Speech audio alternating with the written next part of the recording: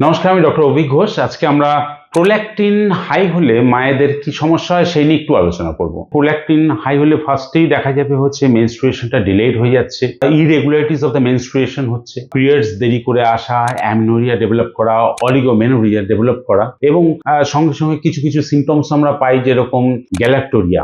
Galactorrhoea মানে হচ্ছে unexpected milk discharge from the nipple without any pregnancy. Basic জায়গাটা যারা ম্যারিড কাপল তাদের ক্ষেত্রে প্রোল্যাকটিন হাই হলে আমরা ইনফার্টিলিটি ডেভেলপ করতে দেখি, বাচ্চা আসতে চায় না। তো এই সমস্ত সমস্যা নিয়ে পেশেন্ট কিন্তু আমাদের কাছে আসে। আপনি আমার কাছে কি সমস্যা নিয়ে এসেছিলাম আমার পিরিয়ডসটা ঠিকঠাক ভাবে ক্লিয়ারলি হচ্ছিল না, তার জন্য পিছিয়ে যাচ্ছিল? হ্যাঁ, খুব পিছিয়ে যাচ্ছিল। মানে 2 মাস অন্তর, মাঝে এমন গেছে যে 2 মাসও আমার পিরিয়ডস হয়নি, বন্ধ ছিল। তো সেই নিয়ে স্বাভাবিক বিষয় ভয়তে আপনার সাথে যোগাযোগ করা হয়েছিল। এখন আমি খুবই ভালো আছি, আর যা প্রবলেম ছিল সেগুলো অনেক ঠিক হয়েছে।